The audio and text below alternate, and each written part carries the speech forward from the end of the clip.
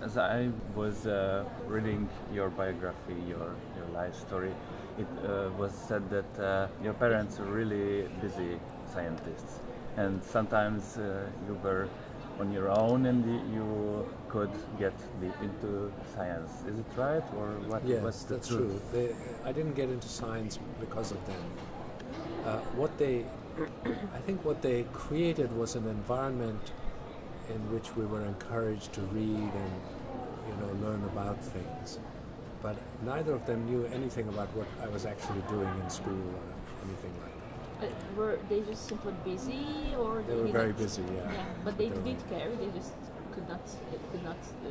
Find the time. Yeah. Well, they cared in the sense they had expectations. Mm-hmm. They expected that, okay, you're expected to be curious and read and, Mm-hmm. So what made you to choose the way science? I've heard that you are interested in so many other things like Well, it was literature a and little bit music. of an accident. I mean, partly, I had a very good science and math teacher in high school. But even so, I wanted to go into engineering or possibly medicine. But I didn't want to go to any engineering school. I wanted to go only to the top engineering schools, which are these IITs. But I took the national exam and I didn't get into them. Okay. And part of the reason is that those exams are so tough that most of the people, even by my generation, were taking coaching classes just to learn how to take the exam, practice exams and so on. And I didn't do any of that. I just went to the exam and took it, and it wasn't good enough. And same with, there was one medical school I applied to, which is very, very famous in India, which was started off by American missionaries as a medical college for women. And even by the time I applied, only I think 1/3 of the students could be men. But it was very prestigious. But it was a nationwide competition, and only 1/3 of the seats I was eligible for. And so I didn't get into those. So then, at the same time, I got quite a prestigious scholarship from the government, which you could only use for basic science. Okay. And so that's when I decided to do physics as undergraduate. Alright. And when did you know that it is not just a passion anymore, that it's really worth to push it? I mean, I'm curious, for example, how would I know about a child or about myself that when is the point when you know that, yes, I can live from this, it's not just a hobby anymore, that I can actually make my living This is a from. profession. I think that as a profession, you're never sure. I mean, I was not sure until I got tenure, which is, basically becoming a permanent, like the equivalent of a permanent professor, So until then, you just don't know if things are going to work out or not. And I think you have to live with that uncertainty because you just like doing it. I mean, my son got a degree in physics. He went to Harvard to get a degree in physics, but before he finished, he had already decided to become a cellist, musician. And, if you had asked him, well, how do you know you're going to succeed? He probably didn't know whether he could succeed. He just felt it's worth trying. And I'll keep doing it until, I know whether it's going to work out or not. I think it's the same with any field which is a bit creative, where there's no guarantee of success. It's not like doing accounting or like a job where it's very clear what the job is and you learn how to do it and you do it. That's a different sort of profession. Do you think that it is clear to define whether it is just a matter of trying, failing, and whether it's worth trying because you know that you might succeed, or you just simply just let it go because you? Yeah, I think You're not that's a talented. personal decision. If you're really interested in the field, then you want to give it a try. Yeah. It's the same with music or Yeah. any creative field. If you really want to do it, you will do it even though it's not certain. Mm-hmm. And then at some point, you have to evaluate. I mean, many people try to become musicians and leave, because they find they're not good enough or they don't get the breaks. Then they go off and do other things. And quite a lot of scientists also leave science. You know, they end up doing other things. So that's okay. What was your main motivation staying and In science? keeping trying? Yeah. Well, I like the lifestyle, you know, that you go and, you know, every day and you're sort of figuring out something, trying to figure out something new. And at some level, once you reach a certain level, no one is telling you what to do. You are deciding what to do. You know, that's a tremendous freedom, which you don't get in, you know, most jobs. Yeah, that's for sure. It's quite flexible. So you study physics, and how did you get close to ribosome? Why did you choose this area? Because after my PhD, I switched and I went to graduate school again in biology. And then, you know, I came across this article on ribosomes, which used a physical technique to study ribosomes. So I went and did a postdoc with Peter Moore, who was at Yale University, to which combined my physics background in terms of the technique, but then was looking at a biological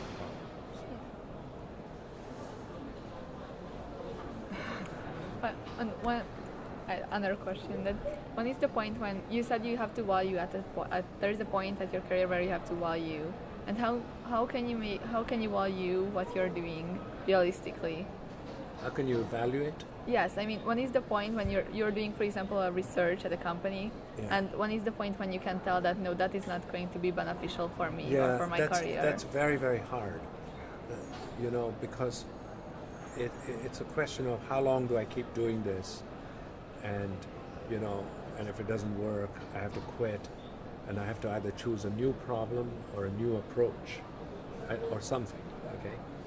And I think that's not at all clear. That depends on experience and mentorship and talking to more experienced people and getting advice. And then in the end, you have to just make a guess, you know. But the more experienced you are, the better your guess will be. It will never be perfect. Even now, you know, even very well-established senior scientists, they're not ever sure that they know when to quit or when to continue.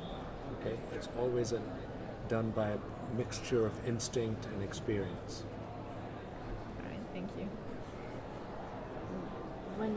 When you dig deep in the subject of ribosomes, did you feel that okay, this is something I want to build up as my own field of interest, or? Yeah, it happened gradually. I think, you know, the kind of work I was doing as a postdoc, I didn't want to continue doing that. Or science at all, or? But No, I'm sorry? joking. Or science at all. I mean, no. joking. I was always planning to do science, except I always had backup plans. You know, like to be a high school teacher. Really, you had your backup plan. Or high school or college teacher. But I think it was would have been easier to get a high school teaching job, because high schools often need science teachers. So that would have been one backup plan. And another backup plan I had was to go into computer programming. Of course, now, you know, every 15-year-old kid can do computer programming, so you wouldn't get a job that way very easily. And when would you have applied but in those these days, backup plans? well, anytime up to the point I got tenure. I see. Okay. Because, you know, if you don't get tenure and you're in your mid to late 30s, and, you know, what do you do then? You know, if you don't, you know, you might be too old to get starting level jobs.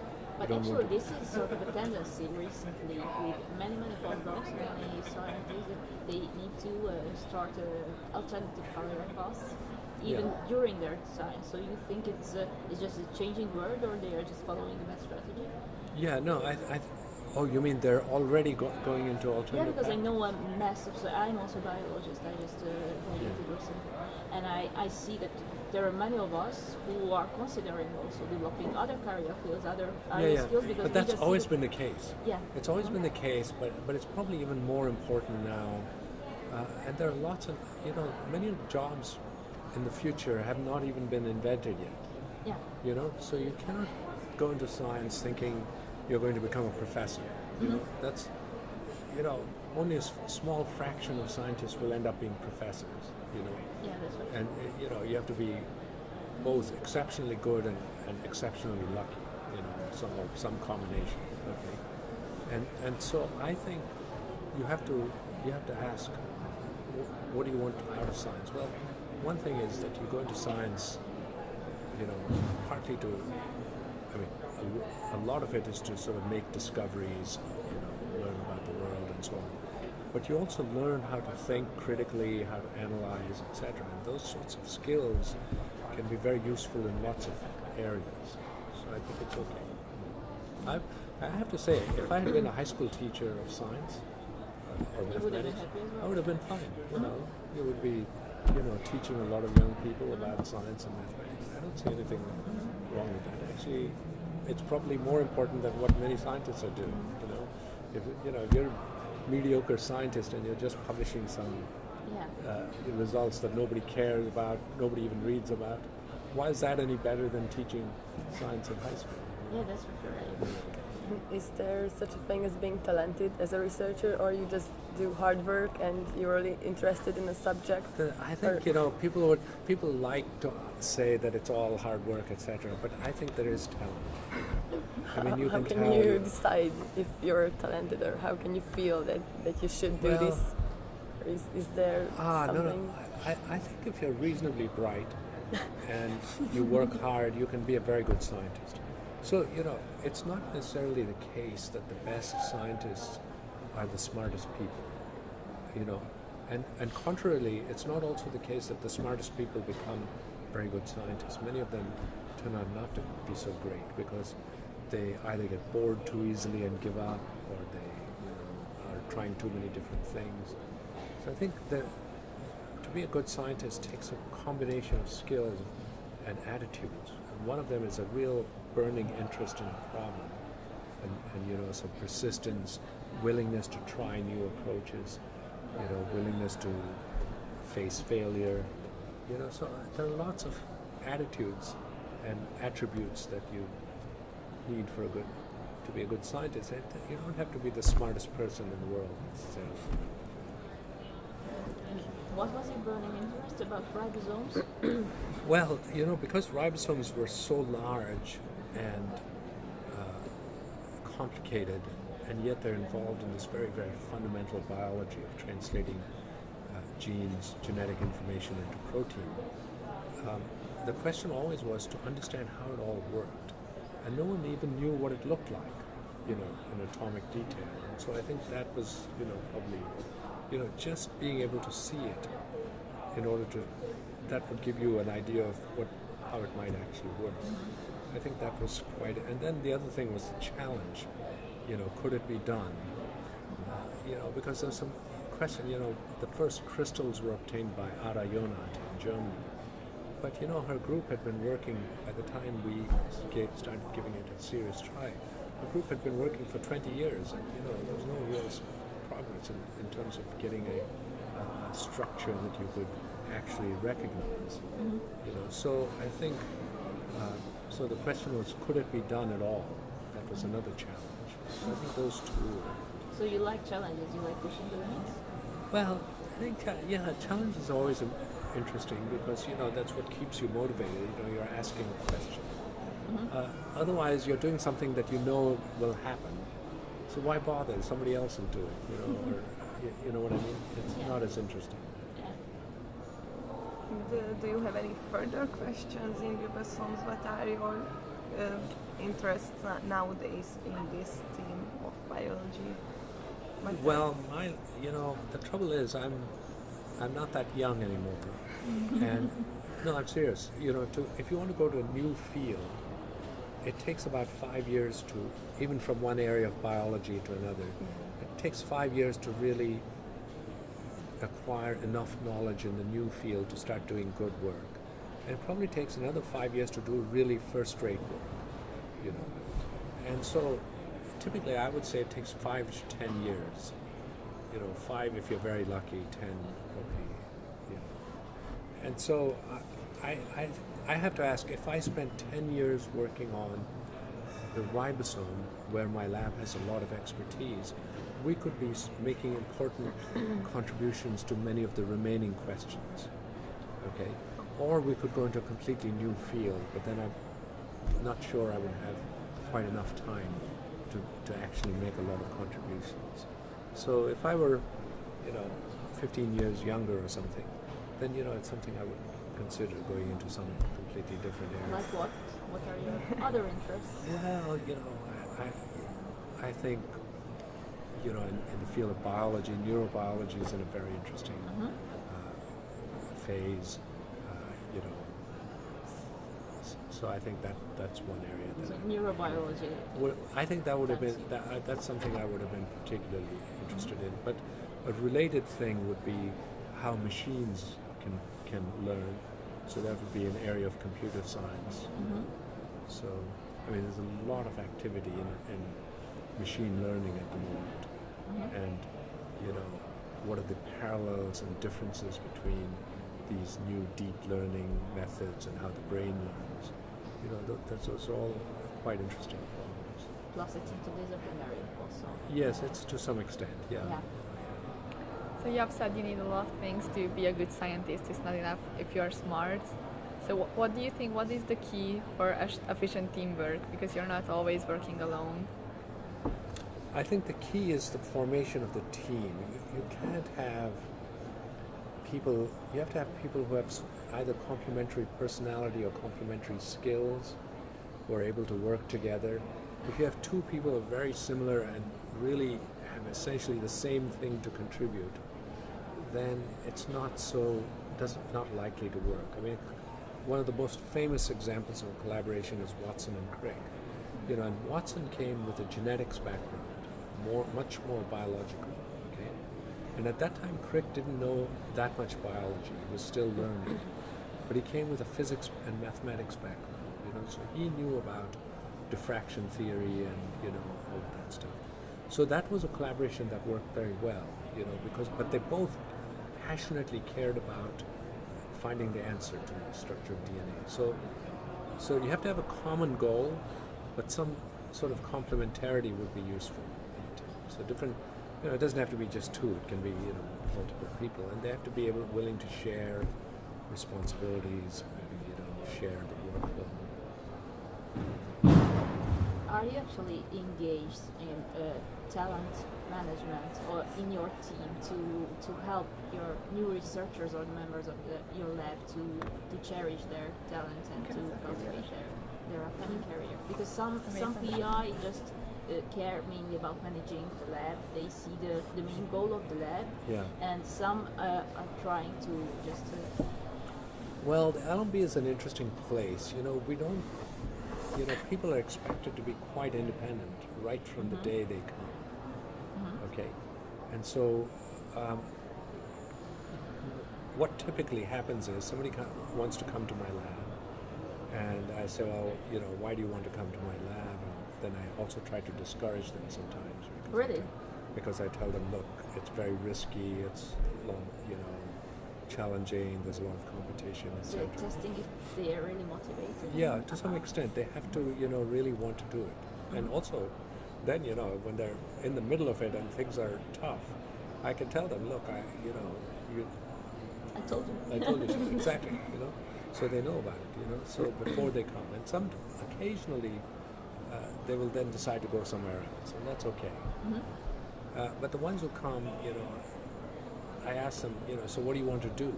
And sometimes people say, they're a little bit taken aback. They think I'm supposed to tell them, what they should be doing. And I said, look, talk to everyone in the lab. You'll get a feel for what the questions are. And then they come and talk to me, and I say, look, these are the areas which are still open in the ribosome. And so why don't you go away and think about it and tell me what you want to work on. But this is how you deal with your students already, or other postdocs? Both students and postdocs. Even students. So even a master student is supposed to. Well, no, master students are different. PhD. Master students usually work with somebody and they're helping them. But for PhD, they need to be invented but already. many of our PhDs don't have any masters. It's not like in continental Europe that you get a master's and then you do a PhD. Really? Yeah. So most of my graduate students come straight after a bachelor's degree. Really? They don't have a master's. it's great. For us, it's 2 years to do the masters, and Yeah, no, we don't have that. In the U.S. also, there's no such thing. You know, in fact, the people who do masters in the U.S. are often people who started doing a PhD but didn't quite Yes. make it, so they leave with a master's. oh, okay. That's definitely true. So I think so it's not a so you have to give so the other advantage of that is they have decided on the particular area. So when they start working on it, you already know they're interested in it, and so they're also self-motivated. Because they invested. They invested. They said, "Well, this is what I want to work on." Okay, so that's fine, you know. And then it's not I'm telling them you came here and you have to work on this. And if you see such a talent, you're trying to take care, let's say, about The taking the care is, you know, outcome, we have like putting in contact or giving them advices or you give them teaching advice, them. but it's not like I talk to them every day. Or No, it's not like this, but I don't know, just try to pass through your knowledge on how to word a grant, how to word a good paper. No, it's learned by osmosis. It's not I don't have any kind of, you know, mentorship lessons or No, it's nothing not like about lessons, it's about mentorship, I don't know, intentions. Or Yeah, you expect them they to be- learn by being around other people. They learn from the senior people in the lab. You know, there are people who have been there 3-4 years, so they learn from them. They will occasionally come and talk to me. We have group meetings, and so they present their work and get feedback. We have at least 2, sometimes 3 meals a day together, which is, you know, coffee, lunch, and tea. So, you know, So you're eating together with the team all the time. yeah, quite often, at least 2 meals a day. And so, and of course, I'm gone half the time now because I'm the president of the Royal Society, which is in London. So, so I'm gone about 2 or 3 days a week, and then I also travel quite a lot. So sometimes they joke that they say that I'm visiting Cambridge to find out what I've discovered, meaning what they've discovered. But of course, I'll go around talking. Anyway, they like to make fun of me for that. So you have now more job since you are the leader of the Royal Society. And Yes, it took quite a lot of work. It's about half my time. oh, wow. Okay. You wanted to know what does it mean to Yeah, but is it? But does it mean to you have chosen for this leadership? Well, it was odd, you know. I was asked. I got a phone call from one of the, you know, officers of the Royal Society saying they're looking for a new president, and you know, and I didn't know why he was calling me, but then he said, no, we want to know if you're interested, and I had to think about it. And first of all, it's a big honor. You know, if you look at the list of past presidents, you know, they're all amazing. You know, many of them very famous scientists. So it was an honor. But the other thing also was that it was a new kind of challenge. So I was, for 30 years or something, you know, actually since 78, so almost 40 years, I was essentially just thinking about the ribosome, you know, and nothing else.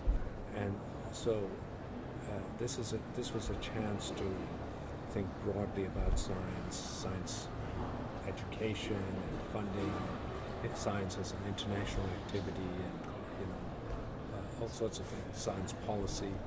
So these are things which I'm not familiar with, or wasn't familiar with, but I have to learn quickly. So it's kind of a new challenge. It's almost like going into a new field, you know, which we're talking about. So this, I thought, for 5 years, I would be doing something really completely new and challenging, where I don't know whether I will be good at it or not.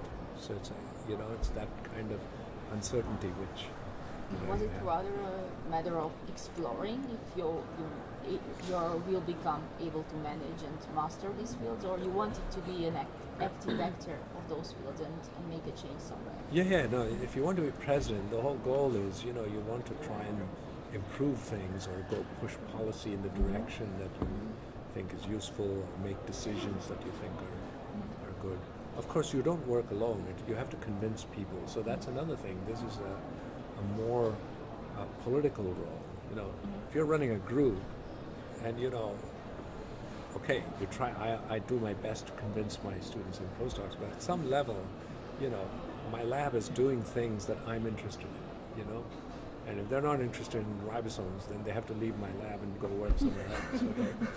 Whereas in the Royal Society, you can't just do things that you want. You have to convince, at least the council, but a lot of the people You need to that pass this the is worth. vision, I guess. Your vision. you have to convince people that this is something is worthwhile. So it's a different kind of skill.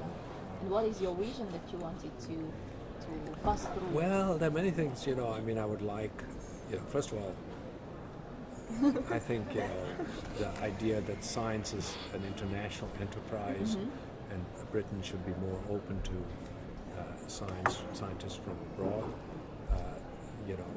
We should be exploring new areas of science, science education, how to improve science education so that young people are better prepared for the science of the future. Do you feel that these were underrepresented fields? No, or actually, overlooked? it turns out, when I joined the Royal Society, I said, well, I'm interested in this, or I'm interested in this, and almost anything I thought of, they're actually already working on. Okay, but you can still help influence the agenda, or you can be supportive of the things you care about, so those things move forward, more quickly. What are you the most proud of about? Well, I've only done the job for 6 months now, and for the last month, we've had Brexit. So a lot of my work in the last month has been in a response to Brexit. You wanted to ask something Yeah, about? yeah, sure. So, were there any low points in your research about ribosomes? I mean, when you thought that you couldn't go on, and what made you get worried? I think what happened was, I got into a stage where I was doing a technique called neutron scattering, and I could see that this technique was not that useful. And there I was, and then I had the department. I'd published enough good papers that the department I was in was going to give me tenure. But I had to then decide, what should I do with my life? I don't want to just use this technique for, just publishing some papers. And so I decided to go off and learn crystallography, which at relatively late, I was almost 40 at the time. And I went on sabbatical actually to Cambridge. I was in the US at the time when I went to Cambridge. And then I came back and I started doing crystallography to look at pieces of the ribosome. But then I realized, that this is not going to tell us how the ribosome works. It's like, if you look at all the pieces of a car in isolation and have no idea what a car looks like, you have no idea how a car works, Okay, you might understand, okay, there's a screw here and a nut here, and that's, great, you look at it, but, unless you see it all put together, you don't know how it works. So then, it was a big jump to sort of say, okay, I'm going to try and solve the structure of, the entire ribosome or line, subunit organs. So those were sort of learning years. Actually, we have read that you have started your bachelor's degree when you were 16. I started when I was 15, I finished when I was 19. All right. So what made you start so early? I skipped 2 grades in school. That's the main reason. Oh, which grades, by the way? I'm just curious. I think the first was first grade, and then I skipped 5th grade. So. I don't know if it was such a good idea, actually. Because then what happens is you start university without really having a very clear idea what you want to do. And at the same time, also when I went to graduate school, I started graduate school at the age of 19. And I think I was not, I went into sort of condensed matter physics, and I'm not sure I was really that interested in it. And I think if I'd had more time, I might have had a better idea. But I used the first part of graduate school to sort of catch up and grow up a little bit. I think that's what it is. Students were also interested in the Nobel Prize, if it influenced your personal relationship, and if so, in which sense? Well, probably you guys wouldn't be talking to me if I didn't have the Nobel Prize, because I wouldn't be here and I wouldn't. Well, I'm not sure. We were talking to many people around. Yes, I know. But the chances are, let's be honest. Higher, that's for sure. Yeah, that's for The sure. chances are, let's be honest. So I think what happens is it gives you a broader visibility. But I'm happy to say that in the 6 years after the Nobel Prize, we published more important papers than the 6 years before the Nobel Prize. Really? Well, almost the same. Almost the same number of really important papers. Of course, some of them were the work was started before the Nobel Prize, and came to a conclusion after. But still, I think if you're very careful and don't, let yourself get distracted, you can still continue to do very good science after the Nobel Prize. What happens with many people is they get the prize a little bit later in life, and for something they did a long time earlier. And so by the time they get their prize, they're really well past their peak. And people have sort of forgotten about them or something. But anyway, they get the Nobel Prize, suddenly they're very visible, and they spend the rest of their life, wandering around, giving lectures and collecting other awards and so on. They become like celebrity Sharing scientists. anecdotes about their Yeah, they become celebrity scientists. Yeah. and so I don't like that particularly. But So you like to remain active, like Nobel. so far we've done like that. never had the Nobel Prize or something like this. Like Yeah, so far my lab has been very active. I mean, even this year alone, we have a paper that has just come out in Nature. We have a paper that came out in eLife, another one that's it's under revision in Cell. So these are all top journals, and we're planning to submit 2 more papers. Actually, we have another paper we've submitted to Cell. Can I ask a cheeky question? Yeah. Do you think that having the Nobel Prize actually eases your chances? You'll be happy to know it doesn't, because we've had several papers rejected. Really? And often our referees' comments are even tougher now. Almost like they're saying, oh, this guy thinks he has a Nobel Prize, he can't get away with this, stuff. Attention please, Japan Science and Technology Agency, first insights into Japan's global innovation push, 2016 and 2017, is taking place in Science Central in 10 minutes. So we constantly get stuff, but we also are very careful to, so I don't think my success rate is any better. But we're very careful to try, first of all, we try to do the best work we can. We try not to do little incremental work. So when the work is finished, it's usually quite a nice piece of work. And we also aim for a journal that we think is appropriate for that, work. So we don't try not to aim too high. A lot of people, no matter what it is, they'll try and send to a top journal, and then the next one, and then the next one, and so on.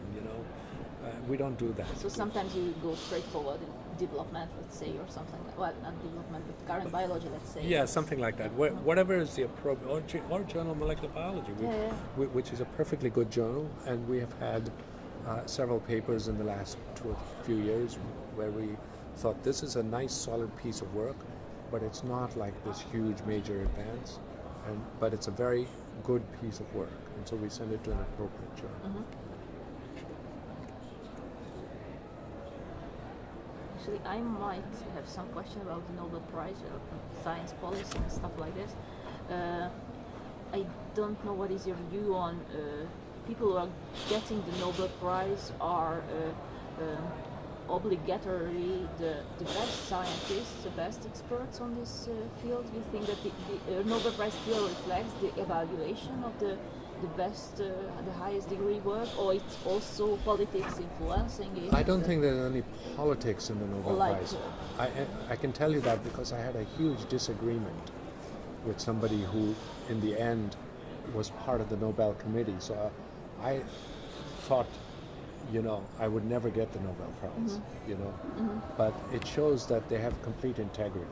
Because like I was doing the research in Strasbourg, and at the time when Jules Hoffmann got the Nobel Prize, and Who? Jules Hoffmann. Oh yeah. Yeah, and there was Pierre Chambon also in the institute where I worked, and when it came out it's Jules Hoffmann, everyone said that okay, no way that Pierre Chambon will ever get a Nobel Prize because they are of the same age, they are from the same city, so No, stuff that's like this, no, that's nonsense. Yeah. I think if they're in the same field, Yeah. okay, There- that would be there a would problem. be, yeah. That would be a problem because then they have decided that these people are the real pioneers or original, and then the other people came later or followed up. Okay, but if they just live in the same city, then Berkeley would have only one Nobel laureate. I mean or Cambridge or places like that. I don't think that's true. There's a lot of mythology about Nobel Prizes, but the question is whether, well, first of all, if you're a Nobel laureate, you often get asked to comment on all sorts of things which you have no expertise on. And I should say, the fact that you have a Nobel Prize for work on ribosomes doesn't make you an expert on anything else. Climate change. Not even on all aspects of ribosomes. There are the areas of ribosome research in which I'm not an expert. Okay, and so I think this is one danger from the public, and the other thing is, it's not the smartest scientists who get the Nobel Prize. Some of them are very smart. Some of them are very smart. Some of them are okay and lucked out. They happen to stumble on a phenomenon which turned out to be important. The only thing you can say is that the discovery is important. Okay, but the person who made the discovery may be very smart, or maybe just a pretty good scientist, or maybe not. Sometimes not even so good. So Okay? to your opinion, concerning the Nobel Prize, it's rather the idea that is important, not is the person behind. The discovery, is quite yeah. important. Yeah. The person behind, I think what happened is that in the early days of the Nobel Prize, 3 fields were undergoing revolutions. Physics was going through quantum mechanics and relativity, and biology was genetics had just started. Okay, and chemistry, the idea of chemical bonds and quantum theory of chemical bonds, all of that stuff had just started. So it was a revolution in all 3 fields, and so some of the early Nobel laureates were just great giants, the kind of people you would come across once every couple of 100 years or so, like Max Planck or Einstein or people like that. Okay, and so somehow the Nobel Prize came to be associated with greatness, but it's not true. The discoveries are important. The people can be great, or maybe they're not great. It's not clear. So those people who think that they are the important ones behind this prize are just maybe overestimating their own importance in this. Sometimes the person is great and they have pushed a field, and made it, made a big breakthrough. So I'm not denying that there are really great scientists who are Nobel laureates even today. It's not just from Einstein's time. I mean, even today there are great scientists who get the Nobel Prize. But I'm saying just because you're a Nobel Prize laureate doesn't mean that you're a great scientist. Okay? There's a difference. And there are many great scientists who don't get the Nobel Prize because they've not made a single discovery, but rather they've made a whole series of discoveries, rather than one big single breakthrough. Which can be just as much relevant. Yeah, but can be, they've had or often they've had a tremendous influence on the field without having made some big discovery of their own. And so, it happens both ways. I actually have, the most cliche question you can ask a scientist, but what advice would you give people who are at the very beginning at their careers? Like, what would you say that you wish someone would have told you when you have started? I think the first thing is to make sure you're really interested in what you're doing. Okay. Okay, that's an absolute requirement. And the second thing is to choose the best place you can go to. Okay, and by best place, is a combination of the best mentor and the best environment and the best infrastructure. So all of those count, but the overall, you should feel this is the place where I can really do my best work in this field. Okay. And I think those two things are absolutely key, and everything else is secondary. Like, is it in a beautiful place, or is it in New York City, or Munich, or whatever? Those are not important. Is it the same with school when you're still like maybe before even college? Like how can you consider what college should you go to? Yeah, it should be good in your field, and it should be probably the best place you can go to. I would always do that. Okay. It's not necessary, but it just makes it more likely that you'll succeed. Okay. I went to not so very good schools, but I would say that my success was probably more unlikely as a result. It means that I had to, I wasn't given the sort of feedback I would get if I'd gone to top-notch places right away. Of course, it may have had a benefit that I felt I could work at my own pace, and I didn't feel this pressure of competition, and so it's complicated. But I would still say those two things. Okay, thank you.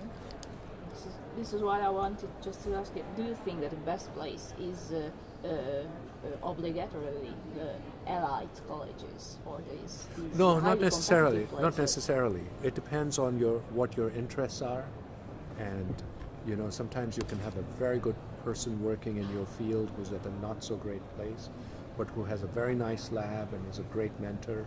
Then that's okay. So it But is also a personal adapted issue. to some extent, yeah, to some extent. But all things being equal, you really want to go to this.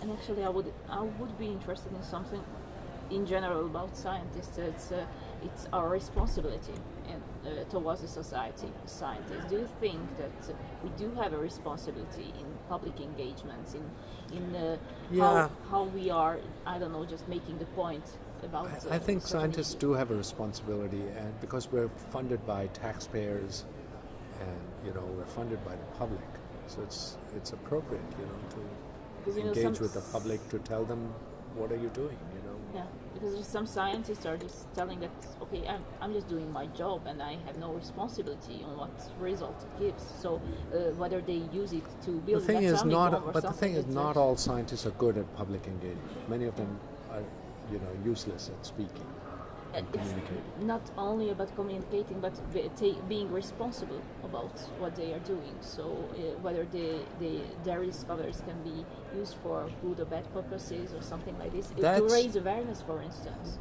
Yeah, no, we discussed this earlier. I think there are ethical considerations, but that's true in almost every work. If you're a policeman, you also have ethical decisions. Like in America, do you shoot this guy or not? I mean, that's a decision you have to make. And with science, sometimes it's very clear cut. If something has no benefit and it's going to create danger, then it's very clear cut. You don't want to synthesize a dangerous virus and then release it, or not take care of it.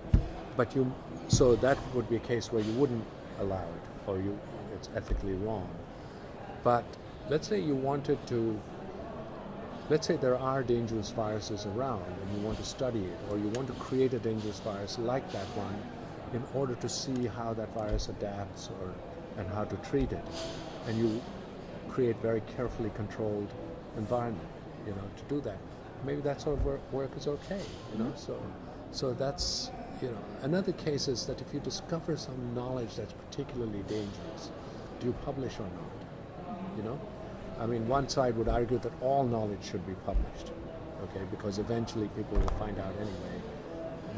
But others might say, well, actually, if this is extremely dangerous, you shouldn't be publishing it. Those are questions for which there's no good answer.